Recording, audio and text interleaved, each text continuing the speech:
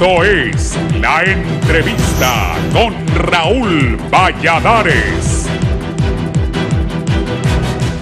La preocupación crece cada vez más en el país ante los racionamientos de energía eléctrica anunciados por la ENEE y, de acuerdo a varios sectores, esta problemática traería fuertes consecuencias a la economía hondureña. Según el informe presentado por la misión del Fondo Monetario Internacional, la sequía actual podría ser más grave y prolongada de lo previsto, lo que tendría graves repercusiones en el suministro de energía. En ese sentido, el FMI sugiere al país adoptar una estrategia de amplio espectro para abordar las complicadas condiciones del sector energético. El abandono de los últimos años obligará a invertir de manera significativa y urgente en todos los ámbitos del sector energético, es decir, producción, transmisión y distribución. Asimismo, acelerarse la implementación del Programa Nacional para la Reducción de Pérdidas Técnicas y No Técnicas. El proceso de reembolso de pagos atrasados a generadores debe continuar y renegociarse los contratos con estos a un costo inferior.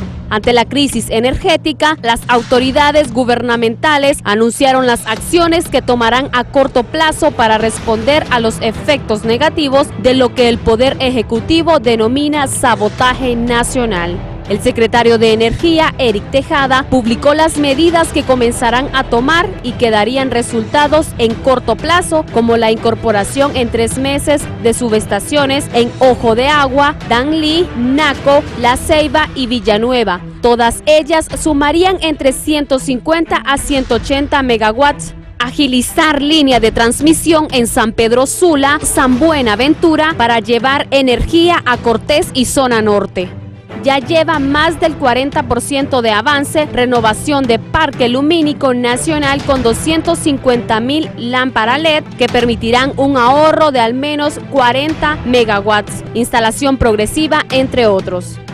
Sin embargo, algunos diputados analizan la situación y cuestionan que hay 2 posibles escenarios y alguien tiene que decirlos. 1. Crear crisis para nacionalizar el parque eléctrico del país. 2. Crear crisis para comprar directamente energía o establecer nuevas compañías que traigan plantas energéticas y que el negocio que hacían en los últimos 12 años ahora lo hagan otras personas. Por lo pronto, varios expertos instan a todos los grupos involucrados en hacer a un lado las confrontaciones y enfocarse en hacerle frente a esta crisis, ya que no hacerlo condenaría a todo el país en permanecer en la penumbra.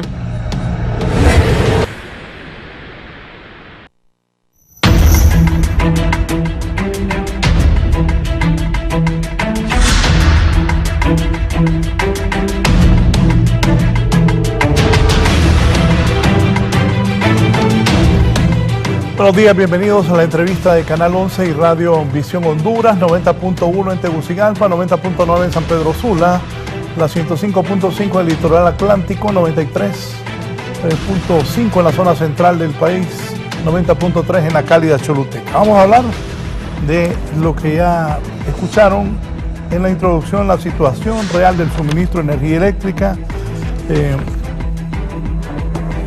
Pero eso nos preocupa a todos, independientemente de las acusaciones que hay de los del gobierno anterior, que los de este gobierno no planificaron, los de este gobierno que sí planificaron, pero que los del gobierno anterior habían dejado un desastre. Lo que queremos saber, ¿qué se va a hacer?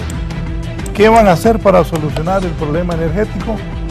Ojo, el viernes tuve un programa sobre la sequía y los expertos hablaban aquí, que el otro año la sequía va a ser peor.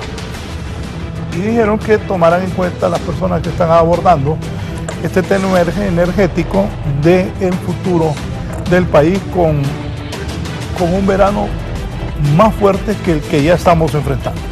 Está conmigo el ingeniero Cristian Sanabria, que es el coordinador técnico de la Empresa Nacional de Energía Eléctrica, para abordar este importantísimo tema. Bienvenido, ingeniero. Muchas gracias, Raúl. Un saludo a toda la teleaudiencia que nos está sintonizando y aquí estamos listos para responder todas las preguntas y aclarar todas las situaciones que sean necesarias. Sí, ¿por qué no hay luz? No hay energía porque heredamos un sistema de transmisión obsoleto que se está cayendo de pedazos, podrido, con cero inversión, 600 millones de dólares de falta de inversión en las líneas de transmisión, 20 líneas en mora pendientes de construir a lo largo del territorio nacional y una falta de inversión en distribución que data desde hace 20 años cuando se construyó el proyecto de 7 ciudades y desde entonces no se volvió a invertir ni un tan solo centavo en lo que es la distribución de este país. ¿De qué año me está hablando? ¿De qué años? De cuando estaba el gerente Arriaga Yacamán. Él fue el que impulsó y levantó el proyecto de 7 ciudades y desde entonces no hay inversiones en distribución, transformadores sobrecargados, postes podridos, líneas que se están cayendo a pedazos. Ese es el sistema que heredamos y no se transforma de un día a otro, sino que requiere de inversiones y mucho trabajo para poder transformar y levantar de nuevo este sistema eléctrico para un suministro digno para la población. Obsoleto, podrido, no hubo inversión. ¿Qué pasó en los 12 años del gobierno del Partido Nacional? En los 12 años lo que pasó fue que se dedicaron a quebrar la Empresa Nacional de Energía Eléctrica, a no realizar ninguna inversión, a entregar la distribución a operadores privados y se creó la tormenta perfecta para que luego de mucho tiempo tengamos esta crisis. No invirtieron tampoco en lo que es transmisión, no hicieron las licitaciones para lo que es tener generación, tenemos un déficit de potencia que supera los 180 megavatios y entonces lo que tenemos hoy en día es un desastre, una tormenta perfecta que se ha heredado por parte de esta mala administración. ¿Qué se debió prevenir para que estos cortes de energía no ocurrieran ahora? Bueno, lo primero, como ha convergido la empresa privada, es que desde hace 3, 4 años se debió haber hecho la licitación, se debió haber comprado la energía y potencia asociada para poder tener lo que es el suministro adecuado para evitar déficit de generación y se debió con mucho tiempo de anticipación cumplir con los planes de expansión de la transmisión, también para tener las líneas cerradas y las líneas de transmisión adecuadas para poder suministrar ininterrumpidamente la electricidad a todos los hogares hondureños. Ingeniero, ¿y ustedes llevan año y medio de gobierno? ¿Previeron esto? Claro que sí. Nosotros preveímos de que había un déficit de generación, se hicieron incorporaciones en el mercado de oportunidad, se puso lo que es en marcha la central hidroeléctrica Yaguala operando en isla para suministrar el litoral atlántico. Sin embargo, pues la ola de calor y el fenómeno climático, el cambio climático que afecta a toda la población mundial, hizo que recrudecieran las temperaturas y combinado a ello también tenemos lo que es la indisponibilidad atípica de plantas térmicas que se mantiene en un orden de 60 megavatios en promedio, llegando hasta 120, 150 megas en algunos días críticos, lo que provoca que se tengan que desconectar circuitos para compensar estas indisponibilidades de térmicas. Sí, me acompaña también, aquí está el ingeniero Jesús Mejía, de la empresa, el gerente de la Empresa Nacional de Energía Eléctrica. Jesús, bienvenido. Buen día, Raúl. Me alegra saludarte. Gusto verte. Bueno. Saludo al compañero. Gracias por la invitación, Raúl, y ojalá que podamos servir de guía para poner al tanto a la población de lo que pasó en el pasado, ¿verdad? Escuchando aquí al compañero, hace unos señalamientos que creo que él es nuevo en la empresa, por lo visto, y no está muy informado, porque hay un... ¿No está informado? No, totalmente no está informado. No soy parte de la corrupción público-privada que quebró el ENE, con gerentes de esta talla, como el que está aquí. Entonces, aparte de la juventud y siendo una persona irrespetuosa, se le nota ahorita todo, y puede explicar a la gente qué es lo que viene sucediendo y por qué estamos pasando lo que estamos pasando el día de hoy. Y más importante aún, Raúl, es qué es lo que se puede hacer para que no suceda el próximo año. Creo que tenemos que aprender a solucionar y no venir a crear fantasmas que no existen. ¿Y por qué no solucionaron en 13 años? ¿Puedo hablar? Sí, délo. Sé que tu juventud e inexperiencia te va a hacer actuar de una forma errónea el día de hoy. Así que espero poderlos apoyar, Raúl. Mi posición nunca ha sido atacar los gobiernos, al contrario, más bien ha sido ver cómo hago para contribuir para que las cosas salgan mejor. Y como me pasó en el gobierno anterior, cuando sentí que ya mi participación no contribuía, mejor me hice a un lado. ¿Qué pasó? Hablan de que no hubo ninguna inversión, que el gobierno, los 12 años del Partido Nacional entregaron solo generadores privados. ¿Qué pasó, Jesús? Bueno, en el tema de generación, Raúl, es importante entender que la matriz tiene que tener garantía de generación firme. El día de hoy hay una lucha fuerte con los generadores que son de energía renovable, que ellos quieren ser en lo que es su conjunto, en la conversión de todas las tecnologías, energía firme, cosa que no sucede siempre. Y es el caso del día de hoy.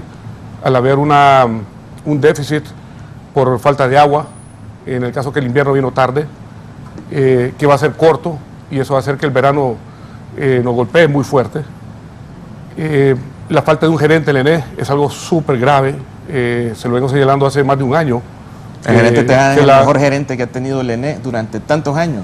Estuvo Emil Jawid Mahfouz, que entregó contratos como naipes en el Congreso Nacional. Estuviste tú, que le prometiste a todo el litoral atlántico y la Ceiba que no iba a haber apagones por ir a poner una planta de LAIS ahí.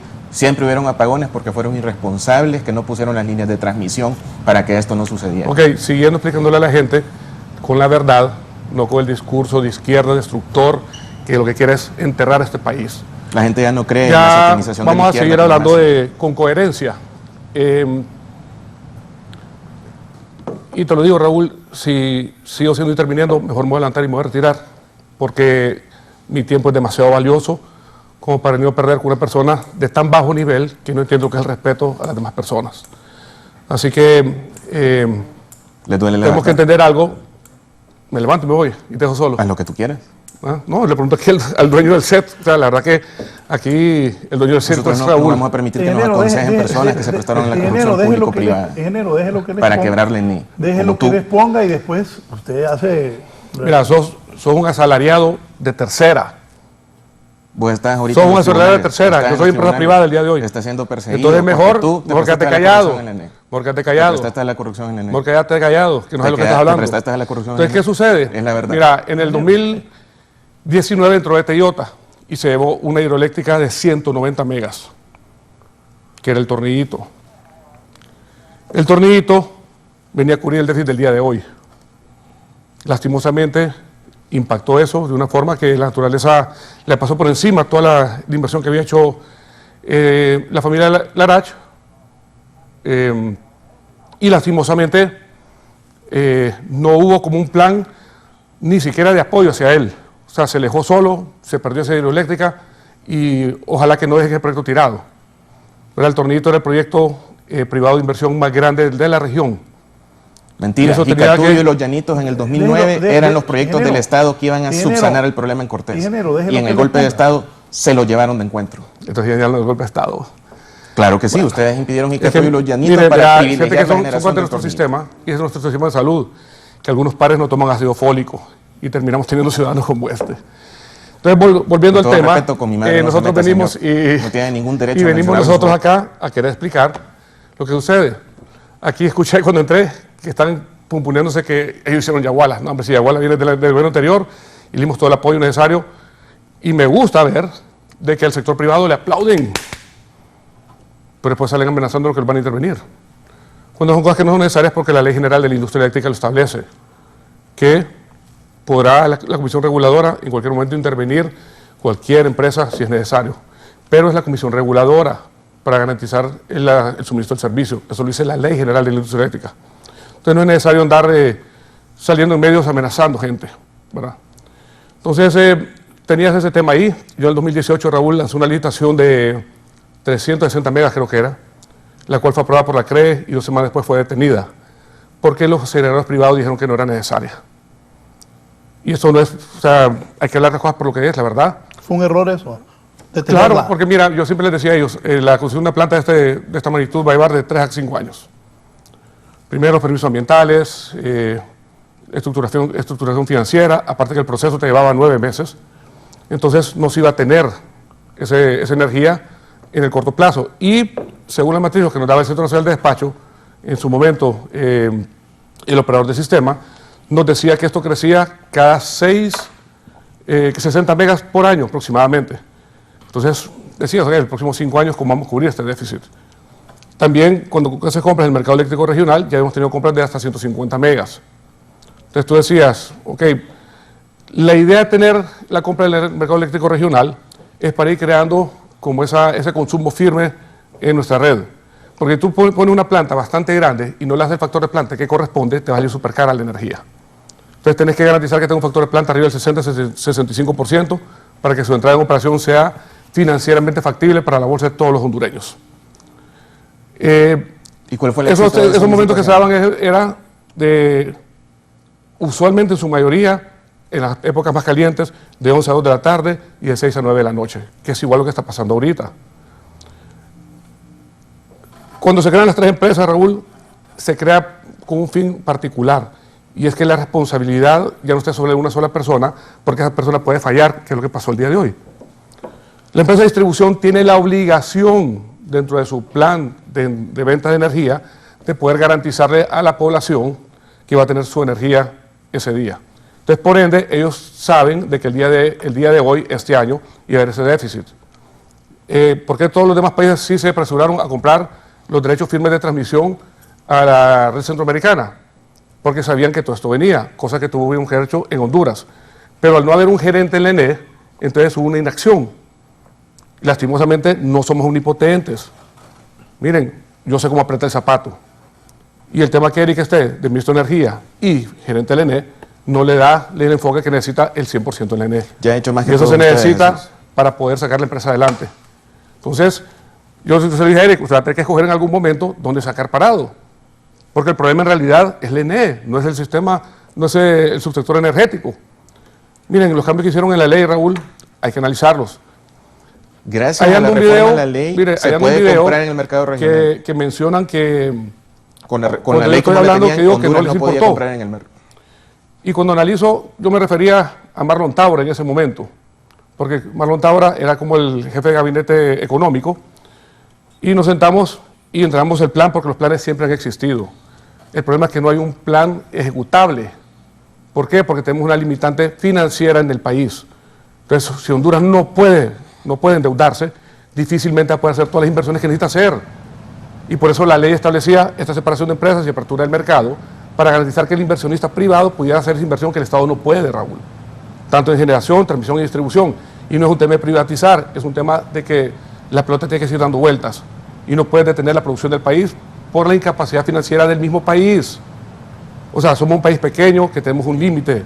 Es como cuando tú tienes una empresa pequeña y quieres apalancar un préstamo multimillonario, no te lo van a dar así nomás. Y más aún con el problema que se enfrentó después de la pandemia, que las pérdidas, cuando yo salgo, y lo pueden revisar. Yo salí el 2 de agosto del 2019, hace casi 4 años, Raúl. Y las pérdidas estaban en 21 puntos. Ellos lo pueden revisar, es revisable. Dentro de la pandemia, un par de meses después, y una decisión errónea que se tomó por parte de la gente que asesora al presidente de la República, y le dijeron de que no tenía que cobrarle a la gente porque en pandemia no trabajaban. Y muchos sí recibían su sueldo. Entonces lo que se tuvo que haber hecho era dejar primero que corriera el agua y ver cómo era el comportamiento de la población referente al pago de los servicios públicos. Hicieron no tocar el tema de energía y se le fueron las pérdidas hasta 40 puntos. Y eso sucedió en tema de pandemia. O sea, es algo que fue una decisión, creo que social.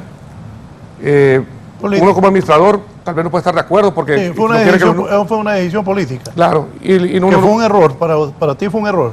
Fue un error de la forma precipitada que se dio, porque había gente que sí podía pagar, ¿verdad? Y era una cosa que para mí era más saludable quitar el costo de transmisión y distribución, que era alrededor del 35% del costo de la factura, que venir a quitar el costo total. Entonces, si tú le has dicho a la gente, miren, por este tiempo vamos a quitar el costo de transmisión y distribución, porque es lo que es del Estado, o sea, voy a tomar de mis recursos y no te voy a cobrar esa parte, pero la generación, porque tengo que pagar generadores, o sea, te voy a pedir que me ayudes con ello. Creo que la gente lo hubiera entendido, Raúl. Y créeme que una baja de 35% de la factura hubiera sido notable para todos nosotros. Y son situaciones que se dieron de una forma diferentes. Pero yo no era presidente, no he sido presidente de la República, entonces aquí tal vez lo que podría mencionar el tema, tal vez sería el presidente Zelaya, que es el presidente de la República, o el presidente Xiomara, o el presidente Maduro, alguien que ha sido presidente. Son decisiones bien difíciles y ya son de temas muy sociales, Raúl. Sí, entonces, ese tema, cuando se te van 40 puntos de pérdida, y sí podemos usar esa palabra que usaba el compañero hace un rato, el tema de la tormenta perfecta. No tienes recursos financieros para poder apalancar la empresa. No tienes la estructura operativa que te esté dando el resultado correcto. Vaya, nosotros salimos en el 2019 y nosotros con EH íbamos haciendo las inversiones. No iba a la velocidad que tenía que ir. Según mis números, EH iba a salir en 18 puntos de pérdida, no los 15 que prometió ahí. Y al cierre del contrato se tenía que hacer la penalización correspondiente para poder pagar lo que correspondiera, ¿verdad? Lastimosamente pasó esto y ahora ¿quién le echa la culpa? O sea, es bien difícil, Raúl. Es bien difícil señalar, por eso a veces no es ni bueno, no puedes venir a decir es culpa de fulano, mengano, Lo que sí es importante es qué se va a hacer de aquí adelante. Definitivamente los gobiernos no van a poder hacer frente a todo esto por sí solos. Entonces, si nosotros venimos y nos metemos en esa camisa, que va a ser una camisa de 11 varas, para poder decir de que el problema lo va a resolver el gobierno por sí solo, persinémonos, Raúl, porque no van a poder. Y no es que yo sea de mal agüero, es que simplemente no hay capacidad financiera.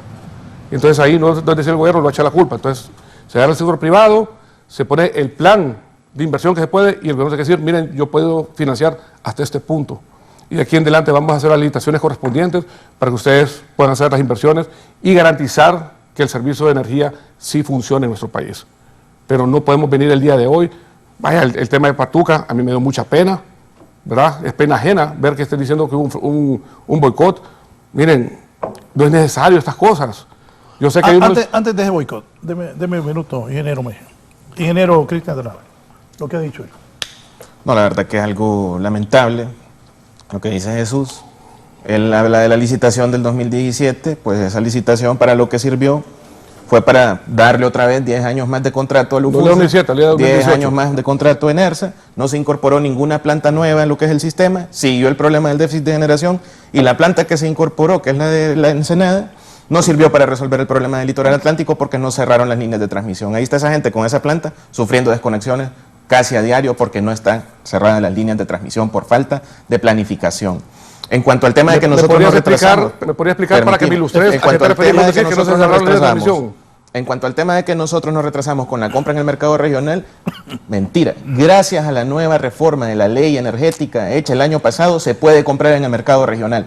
Antes no se podía porque la ley general obligaba a que el ENE no comprara en el mercado regional, sino que comprara con contratos que fueran de 10 años o más. Porque en el MER, en el cual nosotros somos signatarios, solo por un año máximo se pueden hacer contratos.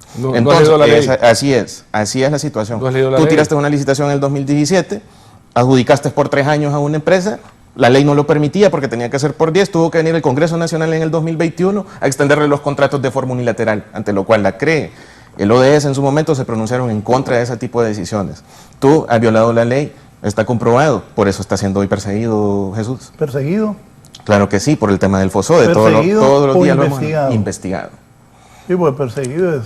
¿Y qué cosa? Lo de FOSODE lo denuncié yo. Ahora, imagínate. En cuanto al tema que menciona él del tornito, no es el tornito la prioridad que siempre existió desde el gobierno del Poder Ciudadano fue construir Jicatú y Los Llanitos para el control de inundaciones y generación de electricidad en la zona norte. Luego del golpe de Estado se robaron los planos, se robaron todos los proyectos y ahora vienen privados, como los que tú mencionas, a querer venir a hacer los proyectos en nombre de ellos y son los proyectos que son del ENE, que el ENE debió construir y no vamos a permitir que eso suceda. En el tema de Patuca, Raúl, dice que no es un sabotaje, claro que es un sabotaje. Patuca la construyeron mal, la maldimensionaron. ¿Por qué el gobierno 10 metros de regulación. ¿por qué Desde ahí empieza el sabotaje construyendo mal Patuca para privilegiar generación térmica en Olancho. El pueblo de Olancho fue víctima de una estafa por parte de este gobierno nacionalista. ¿Por qué aseveran ustedes que es sabotaje?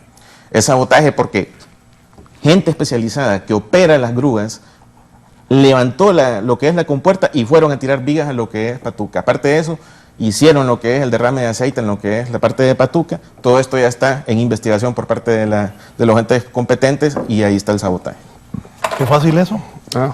Mira, Raúl, en las centrales hidroeléctricas, cuando tú llegas, de entrada tenés militares que le están resguardando, tanto en el Cajón como en Patuca. Tenés empresas de seguridad privada.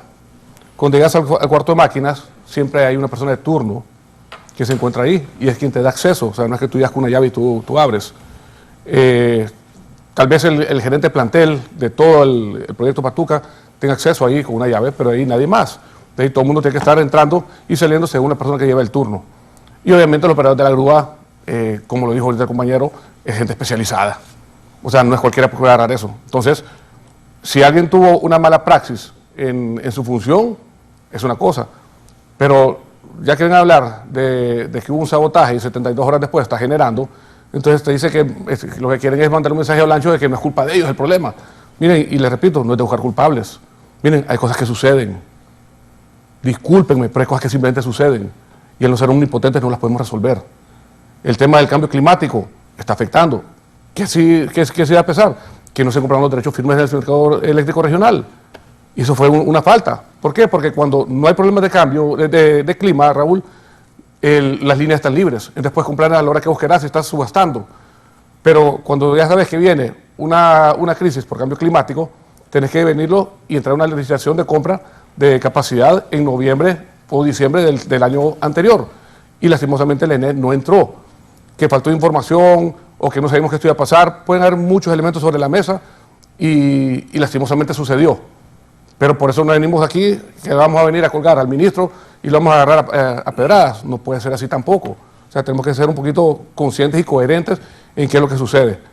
Miren, lo que está pasando ahorita, esos 3 meses van a ser bien duros. No ha empezado la crisis todavía, Raúl, todavía está lloviendo. ¿No ha empezado la crisis? No. La crisis va a empezar ahorita a final de junio y va a terminar a final de septiembre.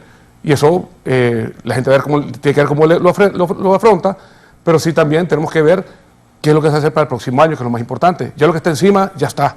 Entonces tienen que ser eficientes a ver cómo se maneja lo que es los apagones que se van a hacer, ¿verdad? De 4 horas, que lo están poniendo programado, y estoy seguro que en algunas situaciones tal vez el clima se ponga un poquito fresco y no es necesario hacer estos recortes de luz. Miren, hay que hablar con la población mucho, hay que meterle conciencia de que hay situaciones que están fuera de las manos de las personas que están gobernando el día de hoy y que tenemos que ver qué es lo que se va a hacer para el próximo año, que eso es lo más importante. Porque ¿qué va a pasar el próximo año? Van a volver a decir 2 años de dictadura, que el golpe de Estado, que por favor, o sea, ¿verdad? Ya es un discurso rayado. No, yo te digo una cosa que ahí me dijo, para que no vengan ahora como blancas palomas a querernos decir qué hacer cuando ellos no hicieron nada. Miguel Carlos Zelaya me dice un día, Jesús me dice, fíjate que te cuento una historia, me dijo, de Latinoamérica. Una vez vino un presidente saliente y le entregó 3 cartas al presidente entrante. Y le dijo, ¿qué hago con estas 3 cartas? Anda abriéndolas a medida que vos las vas necesitando. Historia contada por don Carlos Zelaya. Y la primera carta cuando la abrió le decía, echarle la culpa de todo al presidente saliente. Y empezó, culpa del presidente del gobierno anterior, culpa del gobierno anterior, culpa del gobierno anterior, culpa del gobierno anterior. Cuando ya nadie le creía, decidió abrir la segunda carta. Y decía, empecé a intervenir toda empresa que puedas, que no puedes resolver. Y empezó a crear interventoras por aquí, por allá, intervino todo el Estado. Y ya cuando ya no tenía más que intervenir, ¿qué dijo? Le abrí tu tercera carta, abrió la tercera carta. Y le decía, empecé a escribir tus 3 cartas. Y te cuento esa historia porque es bien triste, porque lastimosamente el tiempo se nos va y se nos puede ir peleando. ¿Quién te dijo eso, Jesús? Carlos Zelaya. Se nos puede ir el tiempo peleando. ¿El secretario del Congreso? El secretario del Congreso. Se nos puede ir peleando y no nos va a llevar a ningún lado. No puede venir aquí a los foros y faltarnos al respeto. No va a llevar a ningún lado. Yo no soy tu enemigo, no soy enemigo del Estado. ¿Ustedes creen que yo quiero que doña Xiomara fracase? Ustedes están equivocados. Si doña Xiomara fracasa, el país se va al hoyo. Y nosotros que producimos, nos lleva Judas. Entonces nosotros queremos que fracase el gobierno. O sea, miren, uno no es político de oficio. Ustedes no querían que llegáramos al gobierno. Montaron fraude electoral en el 2013, miren, fraude electoral en el 2017. Por favor, el tema de los fraudes, en contra de esta yo solo soy una cosa, y que Raúl lo busque si quiere para que lo ponga acá, para que se te quite la duda.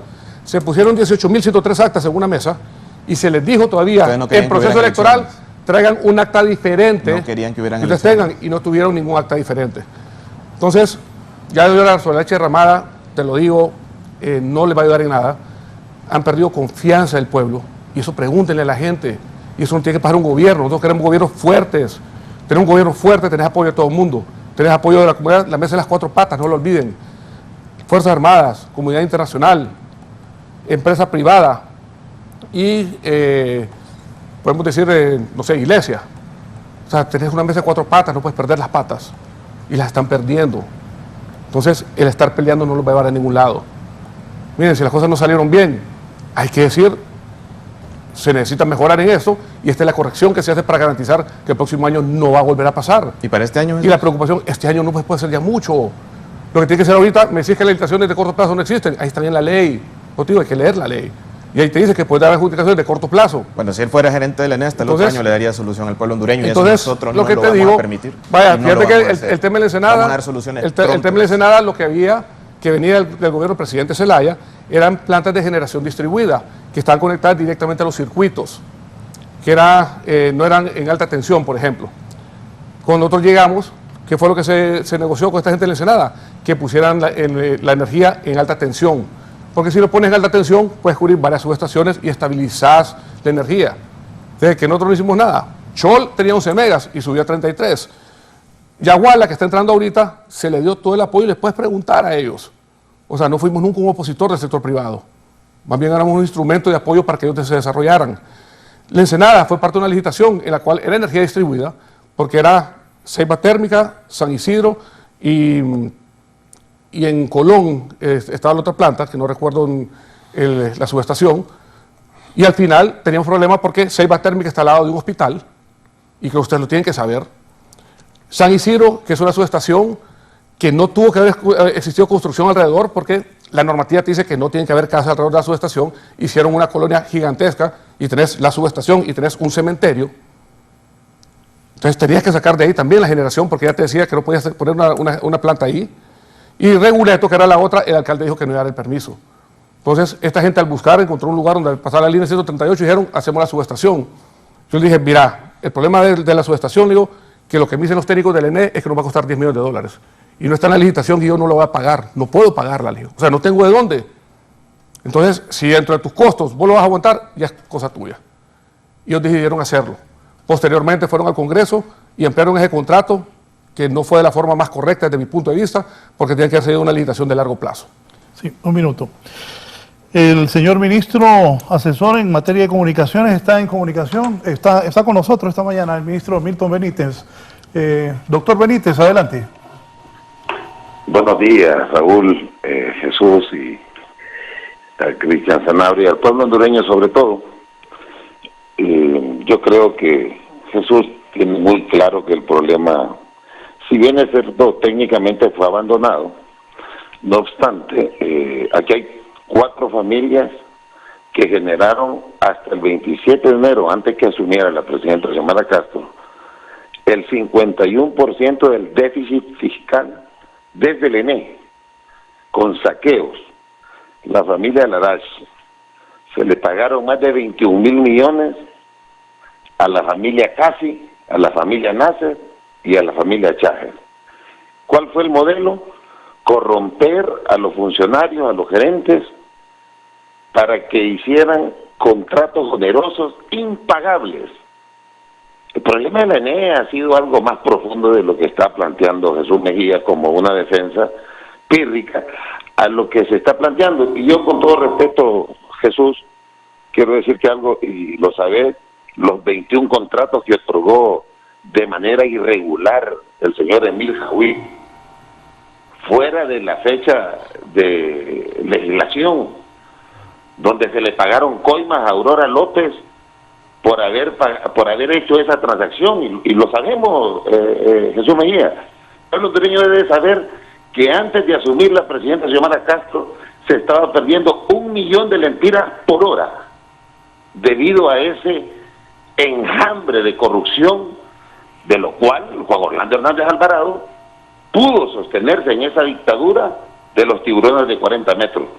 Cuando Picho Larache salió recientemente a decir que se sentía mejor el empresariado con Juan Orlando Hernández hoy, imputado por narcotráfico y corrupción, junto al Partido Nacional, como una empresa criminal que no solo utilizó la NE, sino que también concesionó los ríos con Guillermo Hueso, las cuencas, el patrimonio nacional, y así, en esa forma escalada, entregaron el espectro radioeléctrico también en el mismo momento donde estaban haciendo exoneraciones.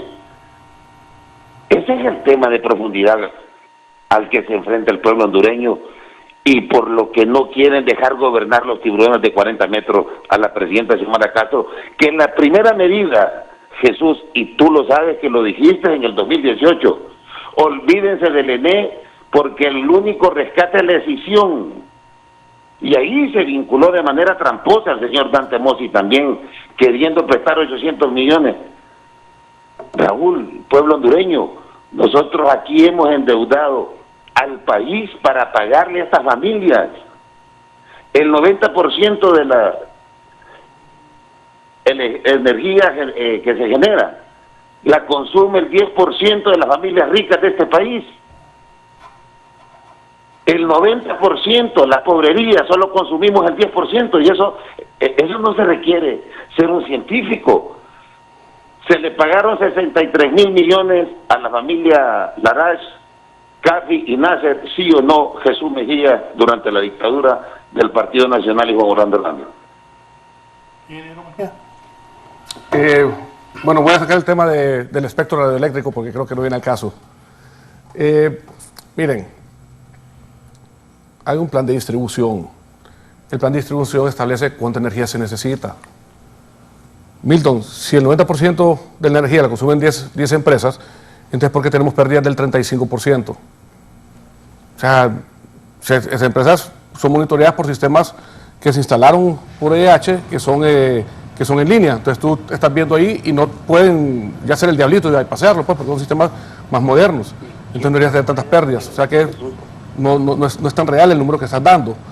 Que si quieres mencionar, ¿qué decir con este discurso retro de dictadura? O sea, ganaron una elección, por favor. O sea, en una dictadura no hay elecciones. O sea, hay cosas que ya no cuadran el día de hoy y creo que tienen que cambiar el discurso a un discurso más progresista. O sea, hay que ver cómo sacamos el país adelante. O sea, el estarnos confrontando y generar odio no nos va a ayudar en nada. Créeme, Milton, que eso no le ayuda a la presidenta. Nosotros estamos aquí para apoyar al gobierno, no apoyar a una persona en particular. Si nosotros participamos en un proceso electoral y aceptamos que fuimos derrotados, o sea, estamos legitimizando ese proceso electoral. Y al legitimizarlo, vamos a ser parte de apoyar al gobierno para que salga adelante. O sea, no podemos estarnos tirando el ancla cada vez que gane el partido contrario. Eso lo dije el gobierno anterior. El barco nunca va a avanzar si el ancla está tirada. Tienen que parar con eso. Y tenemos que empezar a ver hacia adelante. Miren, yo soy corredor de motoenduro, Raúl, y cuando tú estás aprendiendo a andar, lo primero que te dicen es, levante la vista y mire adelante hacia donde usted va. No mire hacia donde no quiere ir, porque si no se va a ir con la moto al hoyo.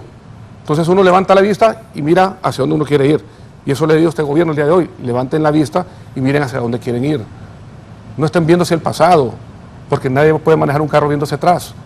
O sea, cambien eso. Miren, si hubieron cosas malas, déjenlas ahí. O sea, el tiempo nos pone todo en nuestro lugar, Raúl. Y eso tiene que cambiar ya. Ministro. Solo un segundo.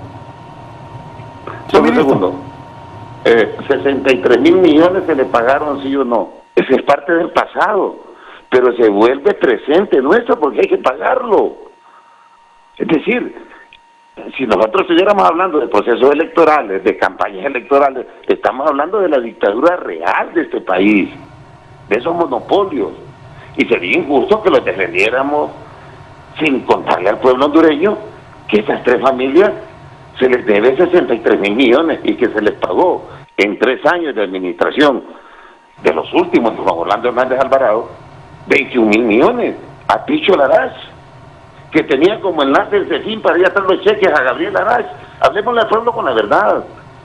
Yo sé que hay mucha gente que no puede hablar así porque tiene techo de vidrio, pero ¿qué fue lo último que hizo el señor Guillermo Hueso? Y yo te pregunto, porque no me contestaste, Jesús, yo quiero tener un intercambio alturado, porque lo has exigido, y creo que Sanabria lo está dando, pero en las maniobras, cuando se dice, ya no miremos al pasado, pero si ese pasado es el que tiene condenado a 8 de cada 10 hondureños a la pobreza, a la miseria, al dolor, a la migración. No vamos a ver al pasado cuando la banca consolidó una privatización en todas las empresas estatales. ¿Cómo no vamos a revisar el pasado? Si esos contratos como los que tienen los Cháger con el 911, con 1.300 millones, y que era una estafa total. Es decir, aquí hay contratos, y tú mismo lo dijiste en alguna ocasión que denunciaste, Jesús, que aquí hay contratos que se cobran y no han generado energía, y se entregaron bajo la bandera del clientelismo político. Y eso es un pasado que está condenado el pueblo hondureño a tener que volver a vivirlo si no transforma esta realidad. Ahora, yo quiero decirte, es imposible que digas que Hidrovolcán es la solución con los Larach, y Picho sabe que hemos tenido una relación, pero que haya sido tan vulgar de decir que el conflicto lo ha generado este gobierno de manera perversa en pocos meses. Por favor, hombre. O sea, no manipulemos al pueblo. Aquí se le tiene que dar, Jesús, vos lo sabés, ¿cuánto se recauda de impuestos? ¿Cuánto recauda? ¿Cuánto produce el país? 148.000 millones. Y de eso hay que pagarle 65.000 millones, pero de tajo a la banca. ¿Y quiénes son los que tienen los negocios de energía en ENE? La banca.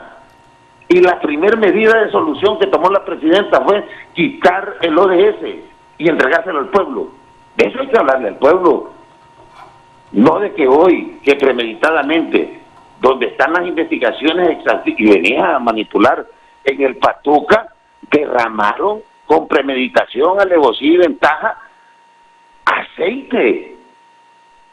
Fueron a meter aspas y para eso se necesita una maquinaria que solo la tienen los grupos de poder. Ya se están ahora martirizando diciendo que los andan persiguiendo. La misma muchacha que dicen que vos agarraste coima con lo de EH, eso lo estoy referenciando porque ahí dicen que salió del país porque hay personas que les quieren matar. Entonces, este país que se encontró fue una jungla sin institucionalidad.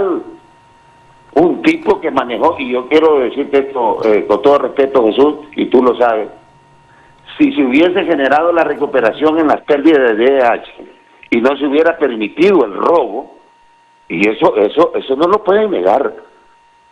O yo quiero que me digas, como a un niño de 5 años y al pueblo, en un año se puede destruir de manera tan perversa a un pueblo. Sí. No, claro que sí. Eso es lo que pasa. Es grave. Vos tenés sociedad con los inacción es grave. Vos tenés sociedad con los chájeres y tenés que salvar esos contratos que diste. Nosotros te hemos demostrado, solo entrar a la página y te hemos demostrado que has estado en actos de corrupción tremendos. Las subestaciones las alquilaste cuando las pudiste haber comprado. Yo tengo las pruebas. Milton, ¿cuándo arrancaron las subestaciones, Milton? Preguntarle a José Moncada que te hizo la advertencia por escrito. Milton, te pregunto, ¿cuándo arrancaron las subestaciones? Las subestaciones, mira, las subestaciones que yo presenté dentro del plan del ENE en el 2016, ¿cuándo arrancaron? Y ahí me gustaría que le dijeras a Sanabria las subestaciones. ¿Cuándo arrancaron, Sanabria? ¿Las cuando las podían comprar nuevas, sí o no? La ENE tenía que comprar nuevas esas subestaciones. Sí, no, pero ¿cuándo móviles. arrancaron? Te pregunto. Y aquí hicieron un arrendamiento que le ha ¿Cuándo costado arrancaron? 3, Te 4 pregunté, veces Sanabria. más caro que haberlas comprado nuevas. ¿Cuánto arrancaron las subestaciones nuevas? Dilo Estoy esperando la respuesta. Dilo tú. Y con eso termino. Miren, Tú que esa es fuiste la parte parte, de ese y miren, acto de corrupción. fíjate qué bueno que tú hablas del tema, porque... Solo antes, iba a finalizar. Sí, disculpa, ministro. Milton. Voy a terminar porque el protagonista ahí es Sanabria y esperamos que lo deje hablar porque Jesús Mejía es igual que Fernando Anduray, que hablan por uno, le preguntan, contesta por uno y después dicen que usted estaba equivocado. No, hombre, Jesús, aquí todos nos conocemos. Ustedes heredaron Cuando a un pueblo una desgracia que hoy, ese pasado que heredaron, se le tiene que pagar a estas familias para enriquecerlos y que compren yates y islas en Miami y que nuestro pueblo tenga que morirse de hambre. Y si no, te pongo un ejemplo: quebraste Hondutel y quebraste el ENE. Quebró un tutel. Y hombre, Hombre, yo le dejé ganando 140 millones cuando salí. Le agarré perdiendo 750 y le dejé ganando 140. Jesús Mejía, ¿Vos sabés, Milton, cómo llegué yo al ENE? Jesús Mejía era igual que ¿Sabés cómo llegué al ENE? donde había ¿Sabés quién me propuso a mí el ENE? estatal, había que mandar a Jesús Mejía. Ahí me propuso el Fondo Monetario Internacional el ENE. No fue ni que el gobierno de la República. Que no tiene catadura Para que lo moral sepas. para andar hablando. Heredaron. Y fue por todo lo que pasó en Por Hondutel. cierto, Y esa cosa va a ser, yo lo llamar el milagro de Hondutel porque te fue la dejo mejor parte que he te dejo una vivido. tarea. Dejaron perdiendo 1 millón de pesos por hora, ¿sí o no? Tengo la prueba. Así la agarré yo perdiendo un millón de pesos por hora. No, ¿y quién te la había heredado? ¿Es Miljawi? Cada quien es responsable de su administración, Milton, y yo te puedo hablar de lo que me corresponde a mí nada más. Ah, bueno, pero Miljawi entregó 23 contratos PPA, ¿sí o no? Se entregaron un montón, de los cuales muchos no funcionan, y busqué 1000 formas de cancelarlos, Milton, te soy franco, y no tiene una cláusula de extinción los contratos y una barbaridad lo que hicieron en el Congreso Nacional. ¿Tú crees que sería justo que este pueblo le siga pagando 21.000 millones a Picho Larraz, a Gabriel Larraz? Hablemos con nombre y apellido. La dictadura de este país son esas familias. Aquí solo hemos sacado la cabeza, está esperando un juicio y que ahí se van a ir un montón de chichimples. Yo te agradezco, Raúl, no puedo quitarle protagonismo, tenés a un técnico de primerísimo nivel como es Sanabria, un tipo honesto, un joven que viene con ganas de vincularse, viene de un barrio, al igual que los gerentes, que lo que sí no pueden decir, y le quiero mandar un mensaje a la señora Gabriela Castellano que se anda martirizando. Yo quiero decirles una cosa, el pueblo hondureño, por mucho que lo manipulen, solo le hago una pregunta: ¿por qué no hablan que este gobierno tiene un acto de corrupción? Saquen un acto de corrupción y renunciamos. Ahora, el problema es que aquí los escándalos de esta familia se los tapan porque son de apellido rimbombante. Yo no me gustaría que siguieras promoviendo a Picho Larach con Hidrovolcán y con esa gente, porque son de las 3 familias más perversas que le han hecho daño a este país. Gracias, Raúl. Bien, el ministro asesor en materia de comunicaciones, Milton Benítez. Una pausa y continuamos desde la entrevista.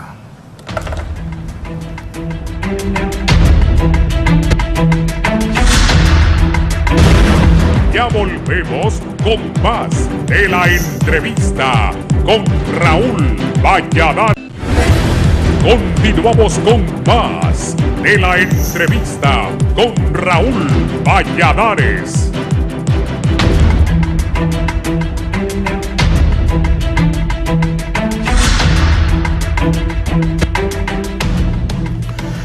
¿Cuántas subestaciones hay, ingeniero, en Honduras y en qué condiciones se encuentran?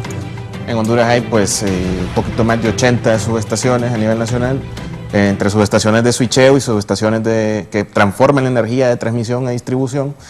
Todas las subestaciones, la mayoría, pues se encuentran en un estado en que están sobrecargadas, sobre todo en la zona norte, en el Danlí, en el litoral atlántico. ¿Por qué sobrecargadas? Porque estas subestaciones tienen transformadores, los cuales llegaron al máximo de su capacidad para abastecer la demanda que ha crecido durante estos 20 años. Entonces se necesita repotenciar todas estas subestaciones, ponerles otro transformador o un transformador de mayor capacidad para abastecer toda la demanda creciente que se ha venido acumulando. Para actualizar estas subestaciones y el sistema de transmisión y distribución en su totalidad, ¿cuánto hay que invertir?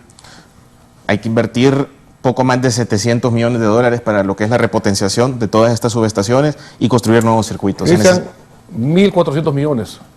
Es el número. Hablo de la repotenciación solamente, más lo nuevo que hay que construir se incrementa. O sea, tienes que meterle 1.400 millones de dólares. Entonces ahí es donde viene la pregunta, ¿de dónde va a salir el dinero? ¿Tienes dinero Honduras? No lo tiene. Ese es el problema. Mira, si tú firmas con el Fondo Monetario, Raúl, el Fondo Monetario te va a dar una luz verde para endeudarte en 125, 150 millones por año. Y está dando 1.400 millones. Entonces tú quieres, yo le escuché mucho en el gobierno de nosotros y yo les decía, ¿y cómo lo piensan hacer? Porque decían, miren, Singapur pudo, demos el salto que yo soy Singapur. Bueno, ¿quién no soñaría con eso? Pero nosotros tenemos el poder adquisitivo para ello. Como gobierno, lo está diciendo Cristian ahorita, ¿cuánto recolecta en impuestos el SAR? 175 mil millones, más o menos. Entonces, pasarlo eso a dólares, o sea, no son ni 10 mil millones de dólares. O sea, lastimosamente, no somos un país que sea tan rico como para poder hacerle frente solo como gobierno a las inversiones. Yo he escuchado ahorita a Milton tirarle duro a la familia Larach. Y digo, no está bien, o sea, yo no voy a ser parte de un ataque a una familia que ha confiado en este país.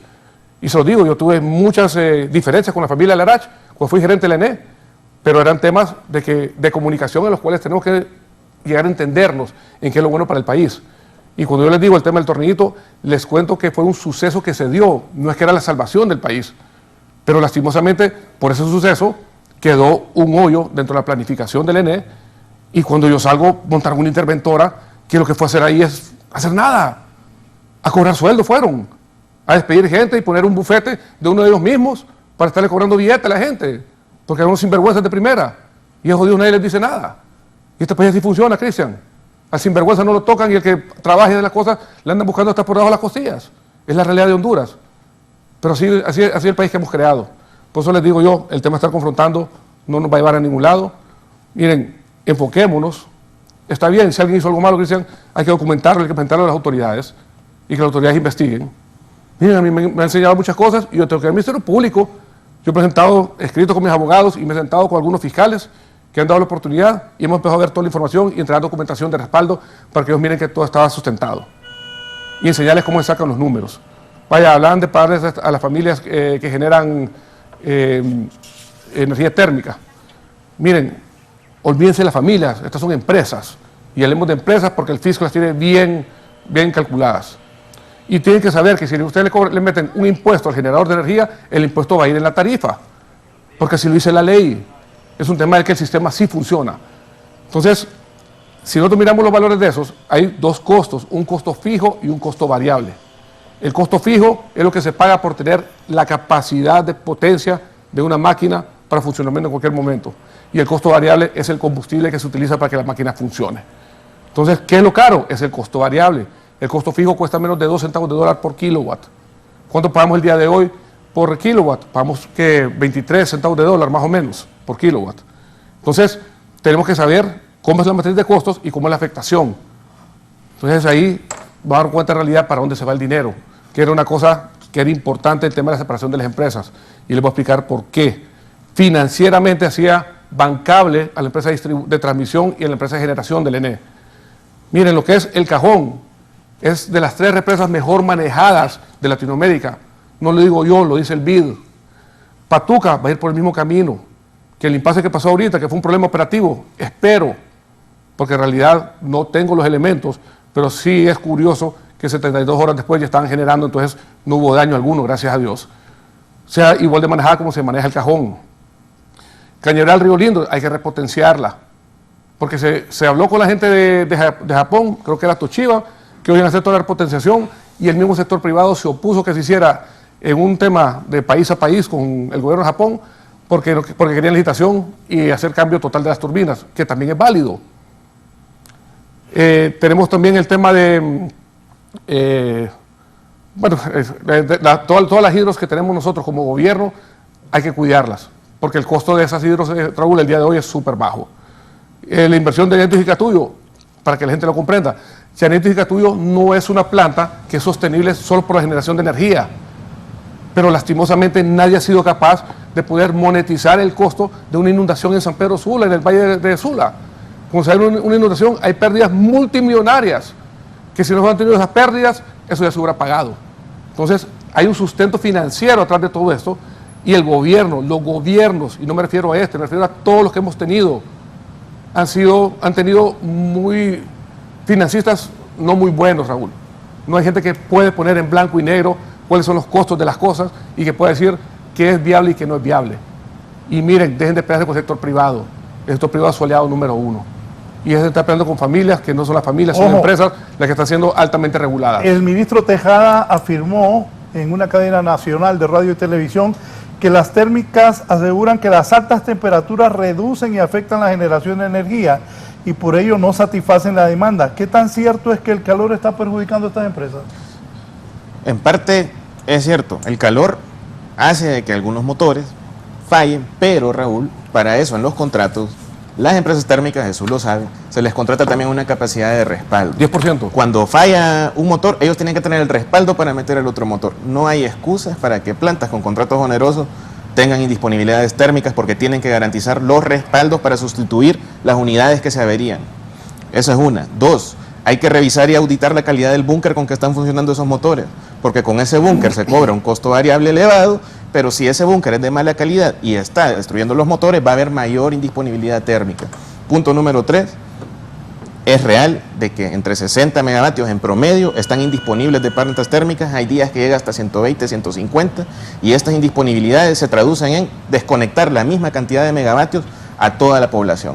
Por cada mega son 1.200 familias que se desconectan, y esta es una realidad que estamos enfrentando y es una lucha que está afrontando este gobierno ante estas desconexiones inauditas que no tienen razón de ser y que se interpretan como un boicot por parte de las plantas térmicas hacia lo que es el estado de Honduras. Mira, Raúl, cuando se da la licitación, ellos presentan lo que es un rendimiento por mega y por barril de crudo. Eso ya está establecido en el contrato, Cristian. Y si alguna planta se da por debajo de ese rendimiento, se le puede intervenir y se le puede ir a auditar. O sea, eso es justo lo que anunció el ministro. No es un tema de sabotaje aquí o el tipo de búnker, ya sabe qué tipo de búnker que se trae de Honduras y está establecido ya la norma. Hay que hacerle las pruebas de calidad para ver si es cierto. Claro, por eso está la CAP. O sea, por eso está el Ministerio de Energía, que lo maneja el gerente del ENE, Correcto. Que él puede mandar a los equipos de la Comisión de Administración de Petróleo y poder ver si en realidad lo que está diciendo es lo correcto. Pero nuevamente, si te entregan 1 mega y después te reportan de que gastaron medio barril más, no, o sea, es mentira, no es así la cosa. Entonces son cositas que también tenemos que saber que no son así nomás, Cristian. Muy importante, Raúl, pero muy importante. Estos 3 meses que vienen son difíciles. Se están peleando con el sector privado y el sector privado es el que tiene plantas de respaldo. Yo me recuerdo cuando fue a visitar Gildan, por ejemplo. Creo que tenían 20 megas de diésel de respaldo. Entonces, ¿qué se puede hacer con Gildan en ese momento? Tal vez visitarlos y decirles, señores, podrían levantar sus 20 megas para liberar un poquito la red y les voy a reducir en ese monto el cargo de potencia. Porque la potencia, Raúl, en el sector privado, en el alto consumidor, el punto más alto de tu consumo en el año se vuelve tu cargo por potencia. Pero si tú no le puedes cubrir eso al sector privado, tenés que reducírselo. Y se vuelve un incentivo para que el privado diga, ok, vale la pena, voy a producir por mi propia energía. Entonces, son decisiones que el gobierno va a tener que tomar, porque fiscalmente hablando, ¿verdad? Porque le va a afectar en la bolsa del LNE, pero le va a garantizar la calidad del servicio. Entonces ya son decisiones políticas que van a ayudar para que la población no sufra tanto, y más el sector de la zona norte, ¿verdad? Jesús, para ti, ese enfrentamiento gobierno-empresa privada, ¿qué ha causado y qué va a causar? ¿O va a haber arreglo? Mira, Raúl, me van a disculpar la gente del gobierno, pero tienen que entender que solos no lo van a lograr. Entonces necesitan de la población, y la población no es el voto popular. En este caso, la población activa para este tema es el sector privado. Entonces tienen que trabajar de la mano con el sector privado. Si siguen confrontándolo, Raúl, nos va a poner una situación en la cual ellos van a frenar, no van a hacer más inversiones, y si hacen más inversiones, el país no va a avanzar, la pobreza va a quedar igual y tal como está. Porque recuerda que cuando tú inviertes generas empleo. Vaya, si tú construyes carreteras, tenés gente que contratás. Si construyes edificios, tenés gente que contratás. Entonces generas pues una sinergia económica que garantiza que hay un flujo de caja en lo que es la población. El día de hoy todo está parado. Mira, yo me recuerdo una reunión en San Pedro Sula con la gente de Altia, ¿verdad? Que era el call center, que decían, por favor, hazme una subestación aquí enfrente. Y me puse a mencionar cuánta gente se contrataba en esos call centers. Y dije yo, pucha, en realidad, si nosotros no podemos levantar la energía para esta gente aquí en Cortés, estos empleos se van a perder. Y es más caro un desempleado para un gobierno que darle un incentivo a veces a un inversionista. Obviamente tiene que ser algo medido, no puede ser desmedido, ¿verdad? Si no hay un impacto, o sea, literalmente directo, el incentivo se tiene que quitar, ¿verdad? O no se le puede dar. Pero sí tenemos que empezar a trabajar de la mano sector privado con el gobierno, no hay que seguir confrontando. Como les digo, lo que está sucediendo ahorita son condiciones que nadie las quisiera. El calor es increíble en la zona norte, pero increíble, te lo digo, estuve la semana pasada ahí y o sea, corres de la oficina al carro para meter al aire acondicionado. Entonces, tratemos de ver la fiesta en paz, hagan las inversiones correctas. Si tienen que comprar energía distribuida, cómprenla. Ustedes saben que una planta diesel se le instala en 3-4 meses. Se monta rápido. Ingeniero, por lo menos eso va a garantizar que el país no esté a oscuras. ¿Qué le dice usted a los empresarios privados, a los generadores? ¿En qué tienen que ceder ellos? En primero, bueno, menciona Jesús de que hay una confrontación del gobierno para con la empresa privada. Eso, Jesús, entiendo tu punto de vista, pero para nosotros no es así. No es así porque durante 2 meses desde que empezó esta problemática, día y noche, en los medios de comunicación, que los mismos dueños de los generadores también manejan, han estado día y noche culpando a este gobierno por una crisis que tú sabes que es una crisis heredada. Entonces, esa confrontación sostenida durante 2 meses, desprestigiando al gobierno legítimamente electo, tenía que tener una respuesta y se dio en cadena nacional. Pero la respuesta no solamente es para ellos. A ellos solo se les exige que cumplan con sus plantas térmicas, con el suministro para la población. Sector privado, este viernes que pasó teníamos, bueno, una mesa de trabajo, no sé por qué motivo no se presentaron, la puerta sigue abierta, pero lo que tenemos que decir nosotros a la población es que lo que urge es dar el mensaje de cómo vamos a solucionar esta crisis, no para el otro año, se tiene que solucionar este año, darle paz a la gente este año, no esperar tanto tiempo. Y respecto al otro tema que mencionaba Jesús, acerca de que somos un país pobre, no somos un país pobre, somos un país rico en recursos, el problema es que están mal distribuidos. Con la modificación presupuestaria que se hizo en el Congreso, que llevó la ministra de Finanzas, se redistribuyeron los recursos para que el ENE incrementara su presupuesto. Gracias a ellos, esos transformadores, esa repotenciación y distribución que miran aquí como en el cielo, nosotros ya lanzamos los procesos de licitación, tenemos el dinero y estamos haciendo las inversiones para repotenciar todas las subestaciones. Ya se lanzaron los procesos con licitación pública internacional. Esas cosas, cuando hay voluntad política, cuando hay ganas de hacer las cosas, se hacen y se hacen rápido. Y es lo que vamos a demostrar también actuando este año y no esperar hasta el otro año y dejar a la gente durante lo que resta del año a oscuras. Nosotros vamos a actuar y vamos a hacer las cosas diligentemente. Mira, no quiero sonar como malagüero, pero comprendan algo. El dinero no es ilimitado, el dinero es limitado. Entonces, ¿qué va a suceder? Vaya, nosotros vimos que la ministra, porque uno mete en la página de finanzas y mira cuánto tiene en la caja, y mira que tiene 25.000 millones, lo que maneja como un colchón. Nosotros siempre preguntamos por qué tiene un colchón tan grande, porque ningún gobierno lo ha manejado, más bien es un mal negocio para el gobierno tener dinero en el banco, pues lo que tiene que es generar una actividad económica. Entonces, si agarran todo el dinero y lo meten en el tema de energía, las carreteras se van a deshacer. Porque es infraestructura, o sea, el dinero va a ir a algún lado y tienes que aprender cómo manejarlo. Entonces, les repito nuevamente, ¿qué vamos a hacer? Entonces le vamos a meter peaje a todas las carreteras principales. Que yo le soy franco, mira, yo viajo todas las semanas a Intibucá, porque tengo que ir allá a la finca a trabajar, y yo estoy muy agradecido con la CA5. Te lo digo de corazón.